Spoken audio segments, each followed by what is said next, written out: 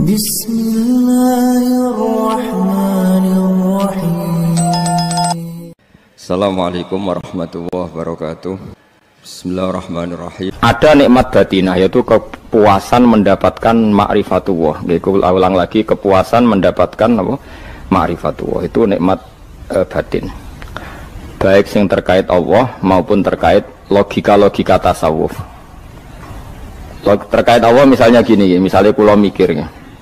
Kula nu bolak-balik matur niki, berkali-kali di tempat ngaji ini. Mugi-mugi jenengan eling, mboten gadah masalah ingatan ini eling-eling. Eling-eling tenan. Wong nak soleh, ya soleh, soleh.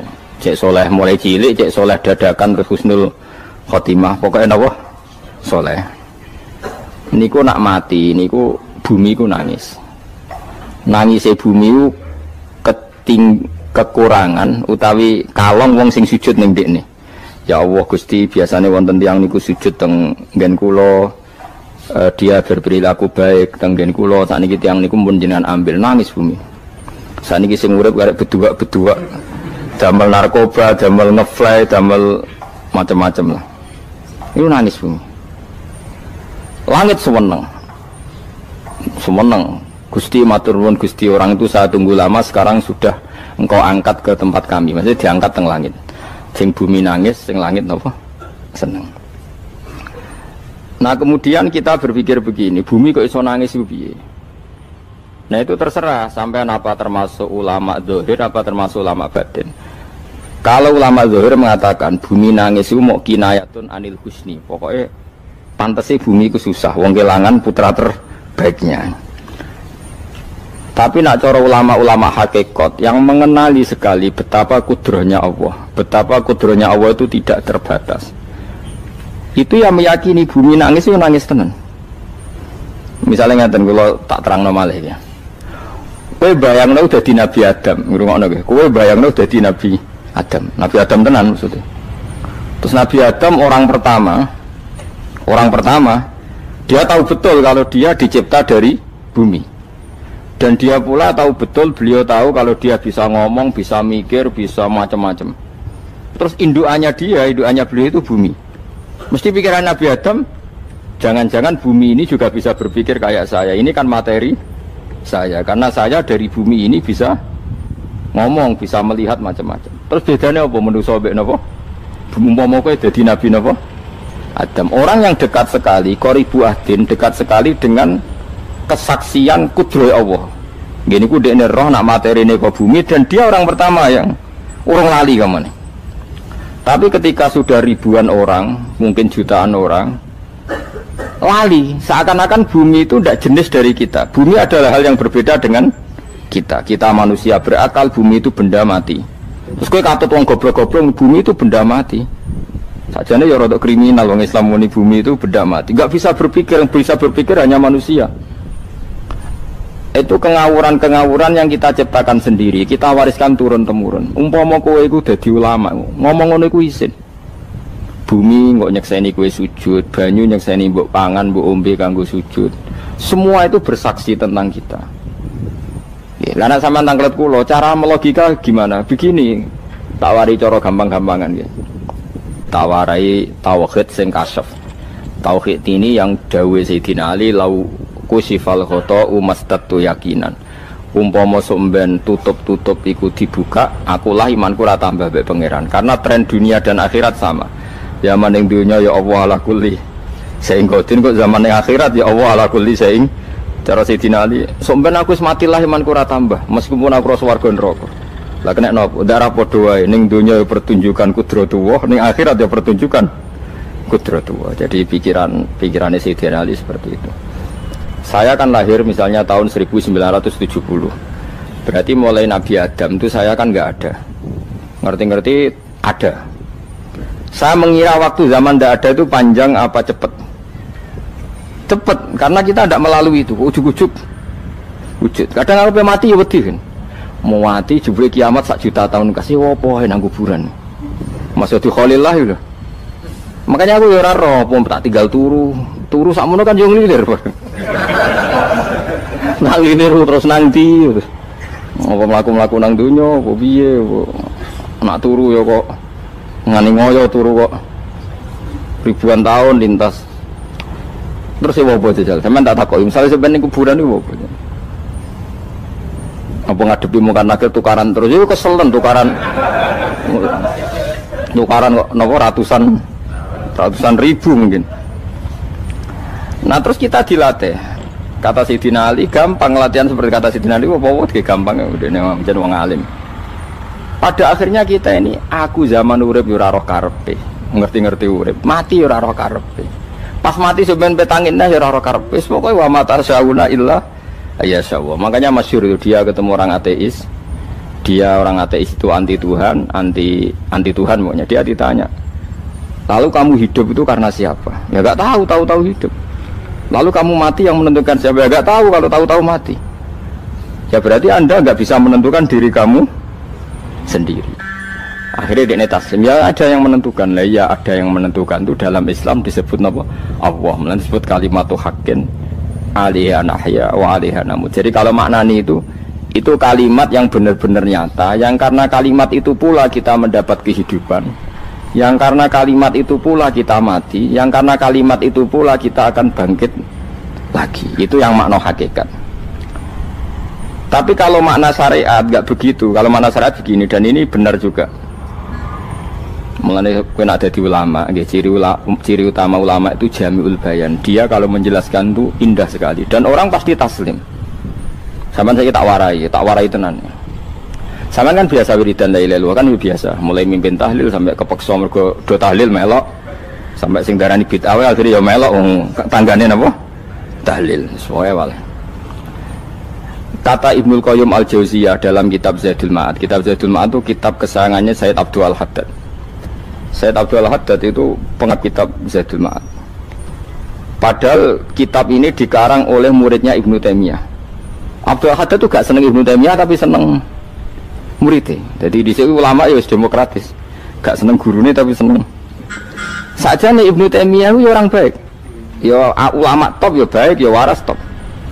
Tapi ngerti-ngerti Wahabi itu identik dengan Ibnu Taimiyah. Akhirnya ulama ahli sunnah penyebut itu terus isin. Mulane kiai-kiai ra ono sing dalil kok Ibnu Taimiyah mergo dicap Wahabi. Padahal Ibnu Taimiyah wong alim. Di kitab-kitab kita termasuk Syekh Muhammad piyambak nanya Ibnu Taimiyah qala Syekhul Islam no qala.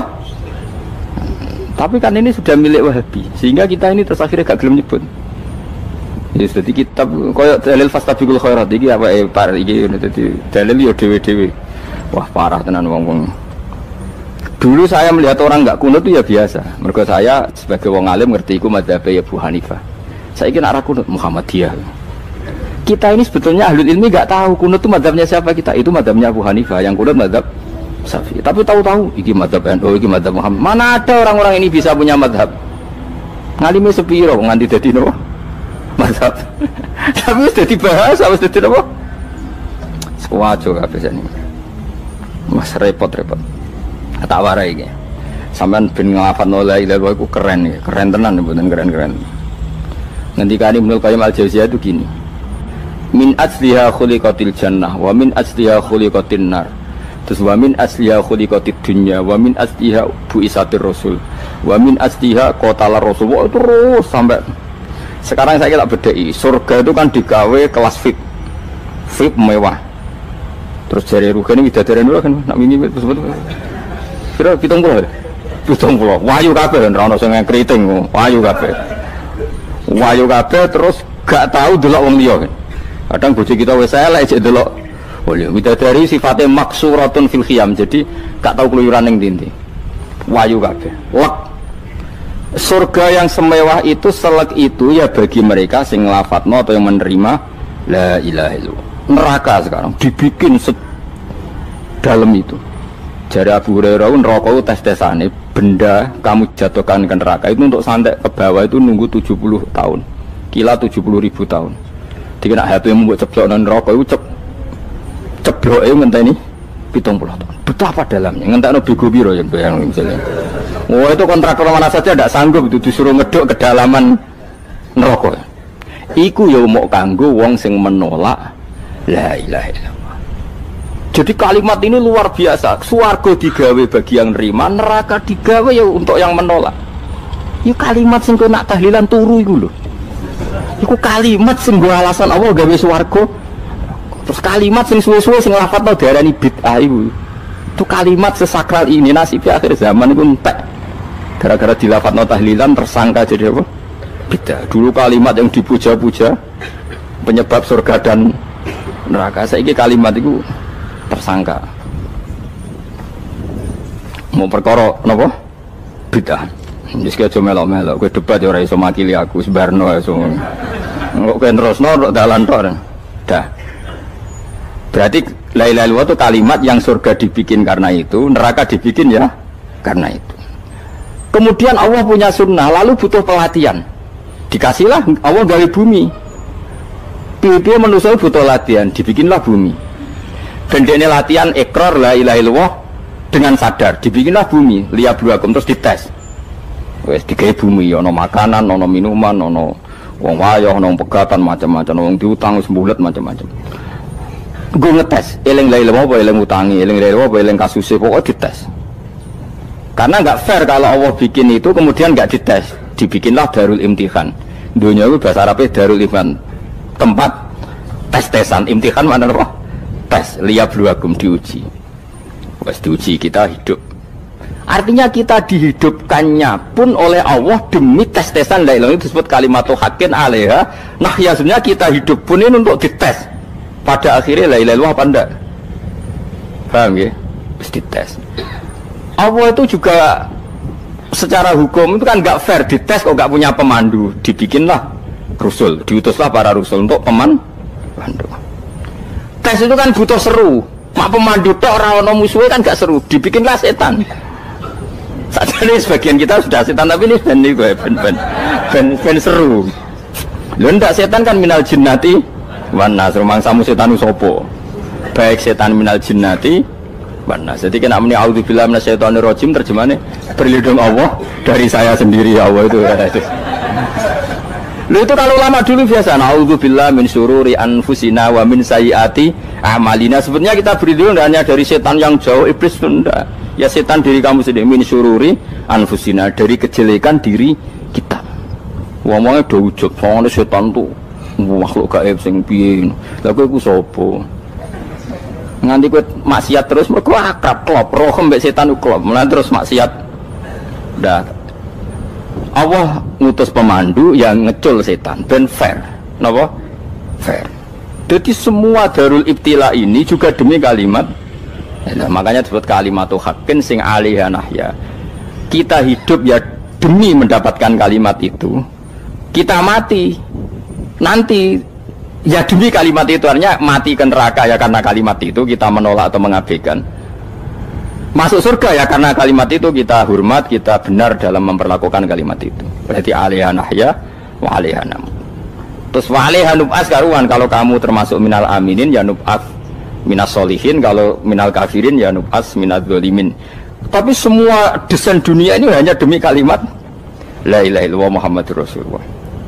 Nah ini kan penting. Bagaimana mungkin kemudian kalimat sesakral ini, sehebat ini, kemudian ada orang tahlil kamu tidur? Kok iso? Kalau jangga kok iso wong turu? Misalnya kayak mangkel, kalau mangkel sing mimpin Gus, suwira barbar.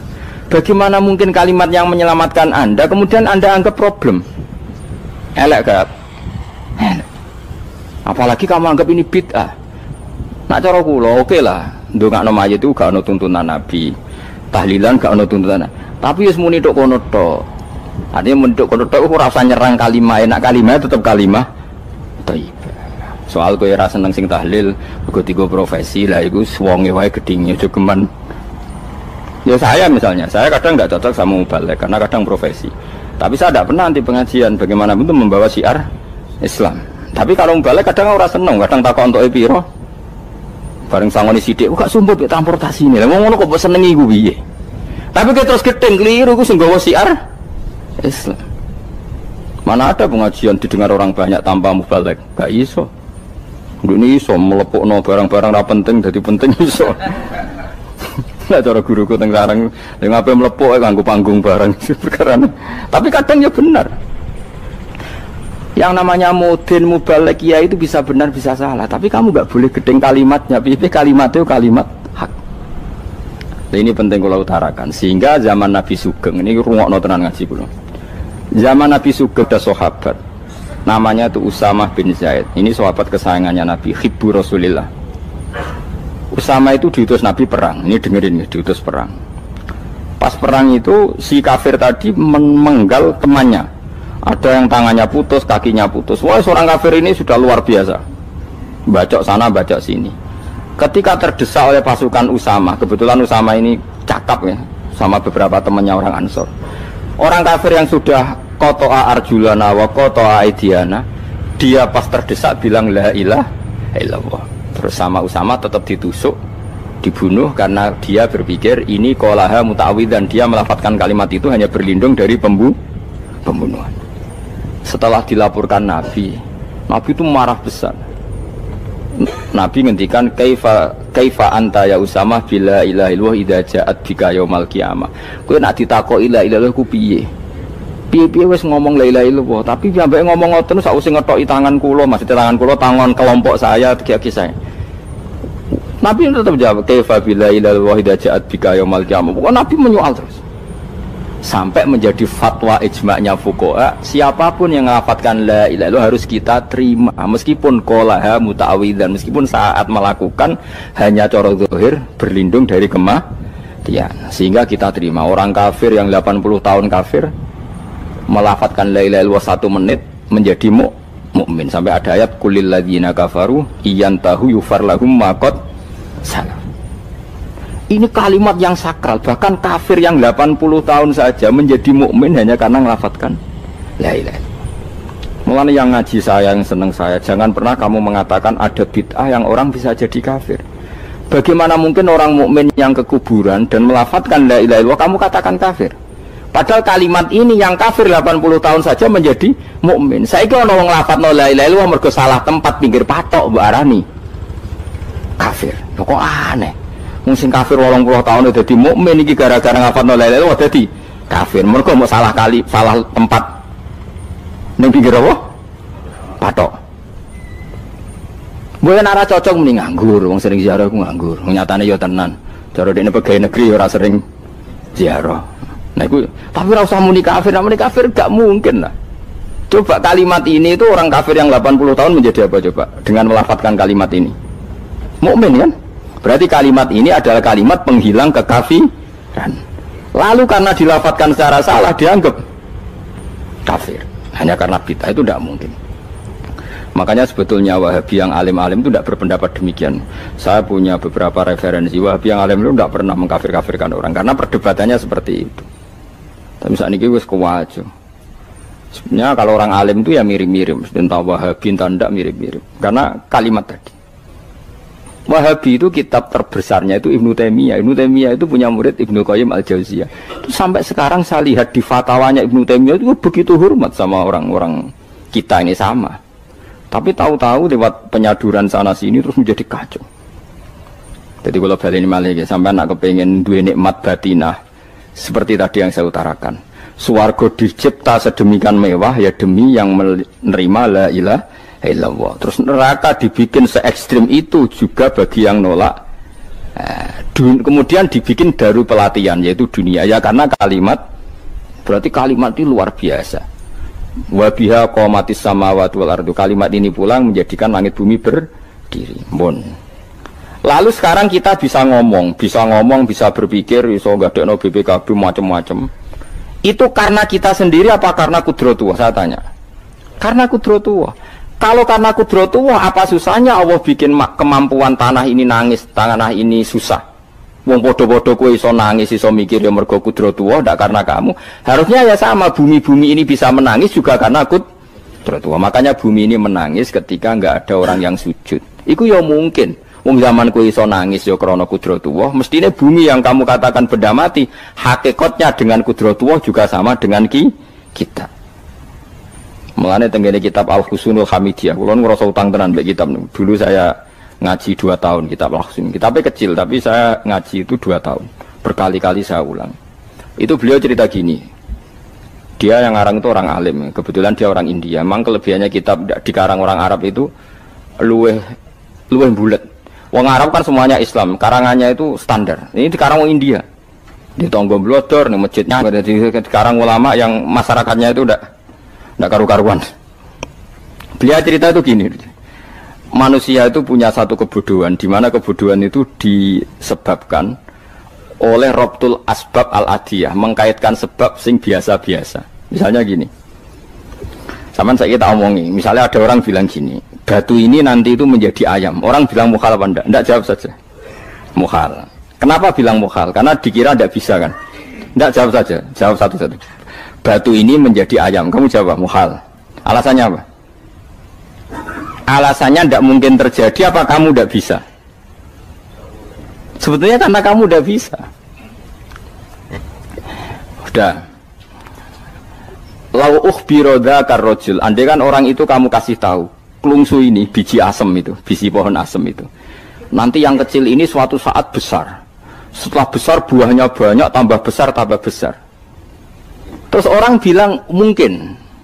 Ketika bilang mungkin itu karena dia bisa, apa hanya karena menyaksikan berkali-kali ada kejadian nak kelungsu ditandur, iku iso dadi gede. Coba sama jawab. Karena dia bisa, apa karena hanya menyaksikan itu sering terjadi? Hanya menyaksikan. Artinya zaman dia mengatakan mungkin, itu pun tidak memberi kontribusi ikut buat. Iya enggak? Tetap bergantung kudrahnya Allah. Dia hanya bilang mungkin karena sering melihat. Sebenarnya dia enggak sama sekali memberi kontribusi. Lha darani mungkin ya ora urun. Paham ya? Lalu kenapa dia kecangkeman terus muni wong wis mati dadi lemah gak mungkin dadi manusa meneh. Lho zaman dadi manusa sing wis ngene iki kok mani dene lara melo gawe. Terus muni mungkin mergo sering terjadi, sering roh, sering bersaksi. Berarti sebetulnya manusia itu pakai ukuran dia mampu tidak mampu apa pakai ukuran bersaksi melihat? Bersaksi. Nah ini kan problem, kita sebagai manusia itu problem. Mulanya disebut wa kanal insanu dzaluman jahula, wis goblok aja-aja. Mereka manusia itu nak wis goblok aja-aja. Makanya saya kemarin diminta ngisi di pondok kajen. Kalau sampeyan berdebat sama orang ateis atau orang komunis itu gampang saja. Dilatih begini seperti teorinya Quran. Ya nanti saya teruskan, ini tak ulang lagi ya. Saya ulang lagi ya. Andai kan nggak pernah terjadi telur itu jadi ayam, nggak pernah terjadi sama sekali. Telur itu jadi ayam. Terus kamu mengasih tahu orang tadi, telur ini loh nanti jadi hewan yang hidup terus terbang. Mesti dia bilang mukhal, mau benda mati kok nanti jadi benda hidup yang terbang ngalor ngidul. Berhubung sering terjadi dan dia pun tidak ikut bikin, bilang mungkin. Paham ya? Saya ulang lagi ya. Berarti dia bilang mungkin karena sering apa? Terjadi dan dia lihat. Andai kan pertama kali nggak ada telur sama sekali yang jadi ayam, terus pengalaman pertama di dunia belum pernah terjadi. Kamu kasih tahu telur ini nanti jadi ayam terus terbang. Orang ini bilang mukhal enggak? Mukhal. Berhubung sering terjadi bilang enggak? Mukhal. Nah berarti kita nanti bangkit dari kubur gampang saja bagi Allah. Cuma belum pernah terjadi kamu mengatakan mukhal. Nah makanya otak kita harus dibenahi. Makanya jogeman percaya ambek yang pernah kita lihat, yang sering kita lihat. Percayalah dengan akal, tapi akal waras deh. Karena waras itu serepot tatanannya wangil. Makanya Islam itu melatih. Kul falillahil hujjatul balighah. Misalnya begini ya, dulu kalau Gerwani atau PKI atau siapa saja lah, itu kalau melatih anak-anak TK, makanya seorang ulama harus punya kecakapan penjelasan ibanatul ahkam. Itu anak-anak kecil dilatih. Anak-anak kamu terpejam, mintalah manisan sama Allah. Ya Allah saya minta manisan, saya minta permen. Terus disuruh buka, dapat nggak anak-anak? Nggak dapat bu. Wah berarti Allah nggak ada. Sekarang minta sama bu guru. Bu guru kami minta permen dikasih. Berarti yang ada bu guru bukan Tuhan gitu. Akhirnya jadi gerakan ateisme. Nah sebetulnya untuk melawan gerakan itu kita harus melatih begini misalnya gini. Saya itu pernah ketemu sama orang yang berpikiran komunis. Oh komunis juga. Dia nantang saya gini, Pak, pokoknya saya tidak bisa nerima konsep Tuhan sebelum Anda bisa menjelaskan kenapa ada Tuhan. Jadi, bocah kok elek ini. Nah, aku ngerti aja, sak cerdas ini tetap cerdas aku yakin tetap cerdas aku. Rasanya selain raine seram meyakinkan, tapi pikir tetap cerdas. Kulo itu kan wong Quran gitu, artinya punya pikiran panjang. mungkin di antara orang Islam kita ini tidak punya kecakapan menjelaskan. Tapi kalau orang sering baca Quran, apalagi dia ngaji tafsir ya, yang waras maksudnya waras lah. Terus rapati seneng duit, barang ini penting ya. Kalau seneng duit, mari goblok. Yakin ulama seneng duit, mari goblok, tak jamin. Umpama alim wis kelas B, kelas C gak bisa, tahqiq gak bisa. Kalau tahu dikandani konco kulo riyen ambek jenengan udah saya kaca akeh. Lah kena apa? Cok seneng duit kok. Duit itu masalah bagi ulama. Orang duit lebih masalah kan ya. Maksudnya rasa senang tapi ojo terus gak duit. Sekarang saya tanya, Quran itu melatih kita gini. Quran itu sederhana kalau ngelatih tauhid. Tapi orang pasti ingat. Kata Allah gini, nggak apa-apa, saya tidak Tuhan, nggak apa-apa. Kamu yang Tuhan. Tapi buktikan kalau kamu Tuhan. Caranya gini. Am khalaqus samawati wal ardi. Ya nggak apa-apa, kamu yang Tuhan nggak apa-apa. Tapi buktikan kalau kamu menciptakan langit, bumi. Mereka pasti ikrar, ya tidak mungkin saya menciptakan bumi, saya lahir sudah ada bumi. Yesus lahir sudah ada bumi, nggak mungkin Tuhan.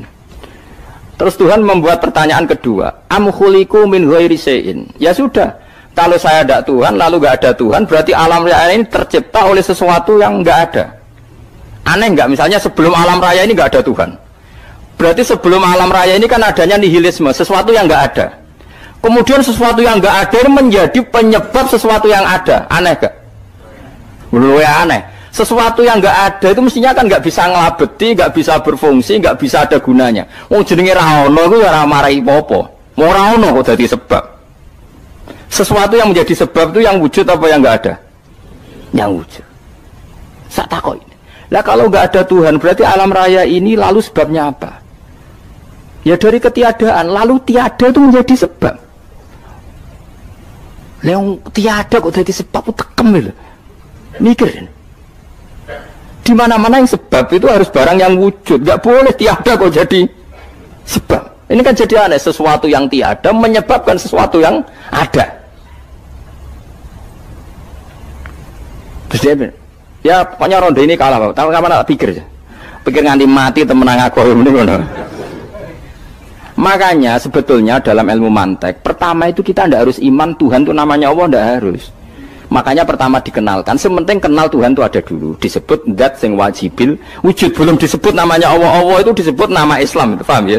Saya ulang lagi, Allah disebut itu nama Islam. Tapi kalau penemuan akal hanya sampai kita ini butuh zat sing wajibil wujud, sing menjadi penyebab semua alam raya ini. Di bahasa Arab disebut musabbibul asbab. Belum menyebut Allah musabbibul asbab.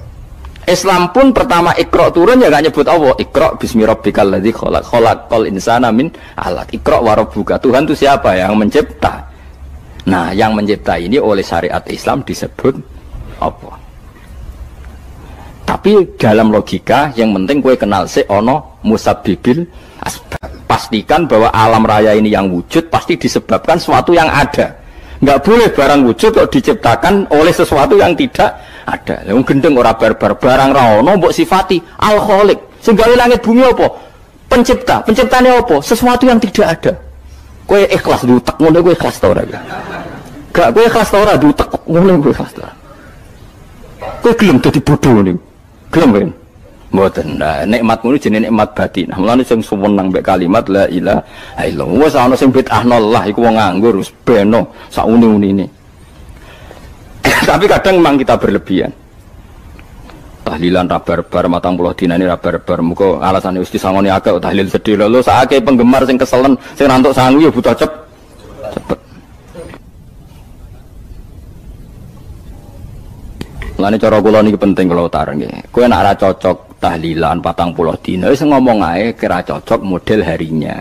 Tapi ki aja menolak kalimat la ilaha illallah iku disifati Kanjeng Nabi kalimat thayyibat. Wong Nabi nyifati thayyibah, kalimat yang suci kok nyifati bid. Tak soal kira cocok wong sebut. Misalnya kamu bilang saja wong mati wis sangu amale lha apa didongakno barang. Nek kowe pengen ndonga ora usah ndonga. Wis ora usah biasa wae. Kula lah mbok dongakno ora seneng. Gak meyakinkan. Karo dene mlebu swarga butuh dongamu ora ono swarga fadhole pangeran apa mbok dongano barang. Nah tapi kowe donga aku ya seneng. Senenge ya semau lah timbang nyanyi-nyanyi rame-rame sadok donga. Mbok mandi mbok ora pokoke donga. Saya ulang lagi ya. Makanya Quran itu melatih logika sampai seperti itu. Am khalaqus samawati wal ard bal la yuqinun. Sampai terus diulang-ulang. Am khuliqu min ghairi syai'in. Kalau mereka merasa Tuhan enggak apa-apa, tapi buktikan mereka ini wujud sendiri tanpa sebab. Atau begini, kalau mereka tidak tahu sebab pencipta langit bumi, mereka sendiri suruh yakin kalau mereka adalah penciptanya. Am humul khaliqun, enggak apa-apa. Ya tapi masih Abu Jahal gendeng lah, masih Abu Lahab ngawur lah, nak takoki, ya wes pangeran kowe wae sing gawe langit bumi. Penggemarnya saja pasti tertawa. Mosok Abu Lahab darani pencipta langit bumi, wong lahir ning bumi. Tapi Quran oleh nggo jawab, am khalaqus samawati wal ardo. Apakah mereka menciptakan langit bumi? Bala yuqinun, mereka pun tidak pernah yakin. Jadi itu pangeran. Makanya di mana-mana orang alim itu suka debat. Karena pangeran sendiri kalau menjelaskan kebenaran seringnya juga nantang debat. Kata Allah, Qul ara'aytum ma tad'una min dunillah aruni madza khalaqu minal ardi am lahum syirkun fis samawat. Enggak apa-apa mereka Tuhan kata Allah, tapi buktikan zaman langit diciptakan mereka memberi kontribusi apa? Apa urun bego, apa urun cagak, apa piye lah pas aku gawe langit iku dekne urun apa dari am lahum syirkun fis samawat. Misale urun apa lah? Urun tol ta urun apa lah. Itu pangeran. Mereka kan pasti menjawab enggak. Terus itu nih kita bimbing qobliyada. Kalau kamu nggak percaya Quran sebagai kitab nggak apa-apa, tapi buktikan kamu punya kitab tandingan. Nggak, mereka nggak punya juga. Atau gini, nggak usah Quran, nggak sakralan. Au atharotim min ilmin, atau kajian ilmiah yang membuktikan bahwa Yesus itu Tuhan, atau yang membuktikan bahwa berhala itu Tuhan. In kuntum shodiqin, nggak apa-apa kalau kamu benar, buktikan. Nah itu makanya semua nabi itu punya kecerdasan, karena tadi nabi kadung nantang itu nih kita bimbing qobliyada au atharotim min ilmin in kuntum shodiqin. Tapi sekarang orang alim soleh itu jarang. Yang ngono anggar wong soleh rapati ngalim, anggar sing alim biasanya rapati soleh. Lah kula termasuk rontok-rontok ya isih rontok soleh ya rontok, tapi lumayan masih menjaga hujjatullah tadi. Sebab itu ulama dulu mengajarkan Allah itu siapa? Disifati zat sing wajibil wujud. Karena alam ini kadung ada. Kalau alam ini kadung ada, pasti penyebabnya sesuatu yang wujud. Tapi kalau wujudnya mungkin, bahaya. Wong sing gawe wae wujude terima mungkin bisa wujud bisa tidak. Makanya dipermanenkan yang gawe alam ini zat sing wajibil wujud. Sing wujudnya wajib. Wajib itu enggak bisa enggak pasti wujud. Nah, terus kita kenal itu namanya khaliq, itu musabbibil asbab, itu khaliqul asya. Lalu oleh Islam zat yang demikian itu disebut Allah.